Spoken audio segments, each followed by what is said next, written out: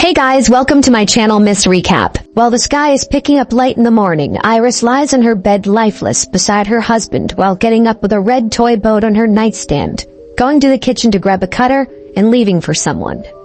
Reaching the woods, she climbs through the forest and rocks till she reaches the top of the cliff, where she places the toy boat in front of the picture of a little boy placed as a memorial. Walking to the very edge of the cliff, she looks down, but before she can take the drastic step to the afterlife, someone from behind calls her. A random guy, Richard, comes to her and starts small talk with her. She neither gives him her name nor talks about the child.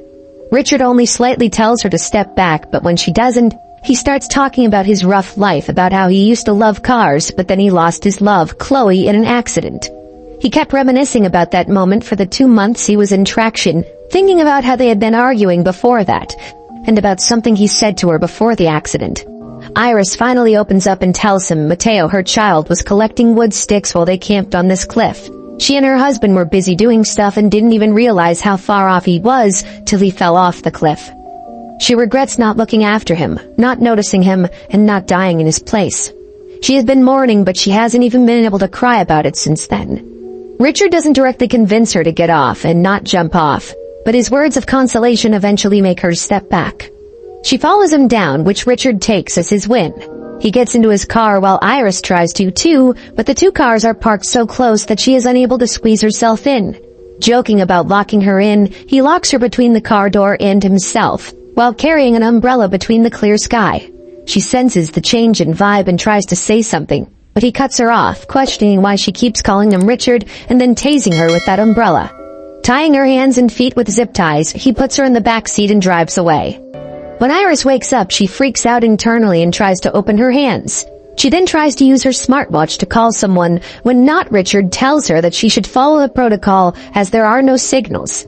Iris panics till she realizes she has a cutter in her back pocket. While taking it out and cutting the tie, she starts talking to him about Chloe and if he lied. He tells her his story is true and that her efforts of trying to sympathize and soften him up are not going to work. Well, good thing she isn't trying that right now. Cutting the tie, she attacks him with the cutter, resulting in the car crashing into a tree. This impact slows her down as well, so when she tries to open the door, not Richard tries to catch her. Iris keeps hitting him one way or the other till she manages to throw him out of the car after tiring him. She then gets out too and uses the cutter to cut the ties on her legs. Unfortunately, there is no help around.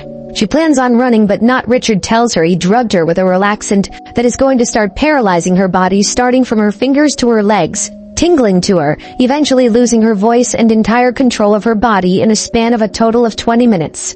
Iris still pushes her luck and starts running, unfortunately dropping the cutter though. She ran around counting numbers on her fingertips as she taught Mateo to ensure if her hands were numbing or not. Not Richard isn't very far, but he isn't trying too hard, knowing he will eventually catch up to her once she stops moving. Iris has set an alarm for 20 minutes so she can keep track of the time, but that wouldn't stop the effects from kicking in. Her fingers start numbing and her legs tingle while she tries to hide.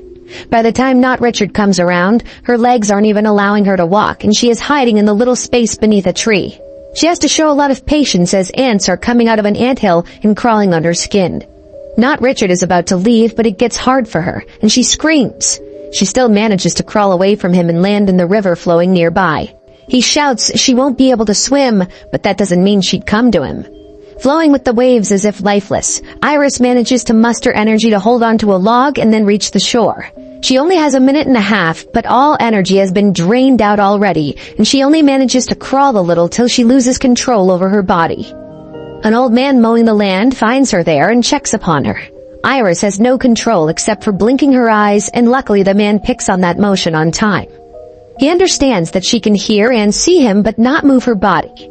He puts her into a wheelbarrow and takes her to his house to call 911. However, the door starts knocking frantically.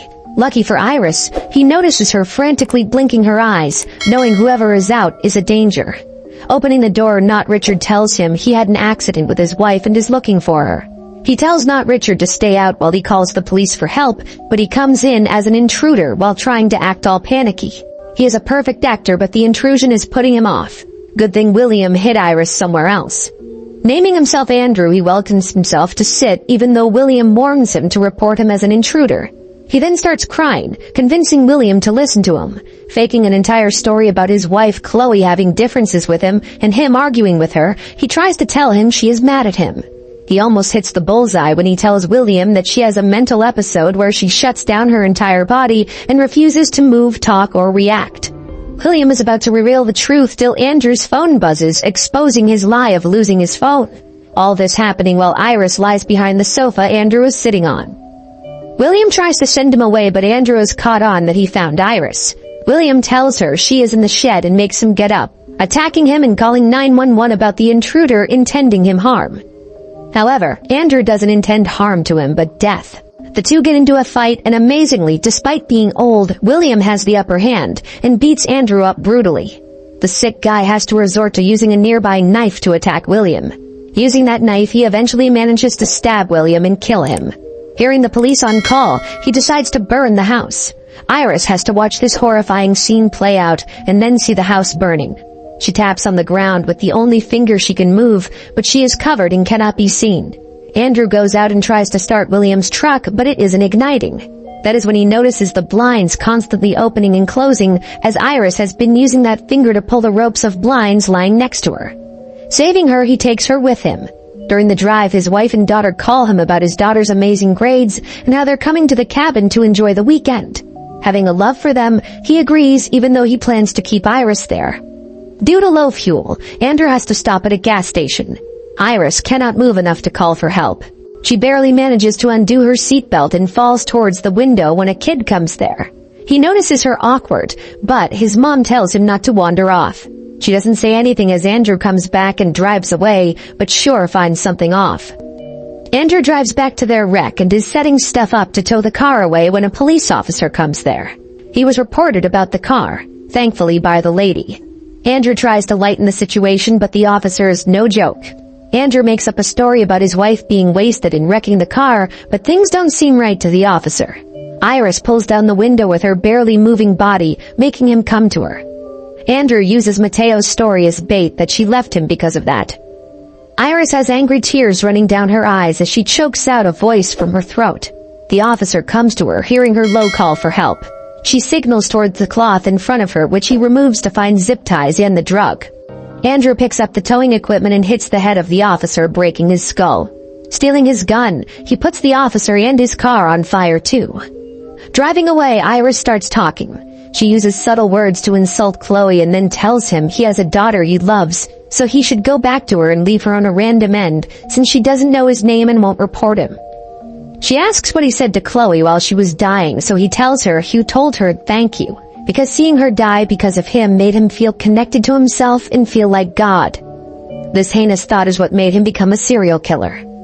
She calls him broken, making him tell her he isn't, and that there is a change in plans as he is going to get to the end of the process right away. He takes her to where a boat is. Iris tries to inject him with the same drug, but she only has the energy to stab it and not push the drug in. She questions why he didn't let her die if that's what she wanted, making him tell her he didn't stop her. She did it herself. When Iris screams she wants to die, he tells her the past tense is the issue, highlighting that he will kill her now. He then drags her to the boat and rows away a little farther. Iris sees the knife and gun stock on the back of his pants and starts crying. Seeing her cry, he tells her something good came out, hinting back to how she wasn't able to cry since Mateo's death. She requests him to at least take out Mateo's boat for her. He looks in her pockets and finds it out, but Iris just used that as bait to take out the dagger. In a well-deserved manner, she stabs it through his neck so it sticks out of his cheek. Taking it out, he tries to use the gun on her, but she sways the boat and manages to throw him off. She then uses the gun to violently shoot in his direction.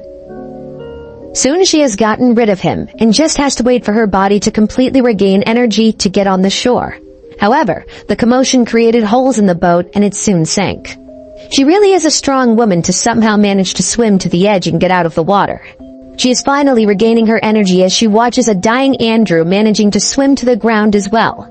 As he breathes his last breath, she walks up to him and repeats what he said to Chloe while she was dying, telling him thank you. She walks away like the boss woman she has shown herself to be. The movie ends here. Thanks for watching. Make sure you subscribe and turn on notification so you can watch more videos like this.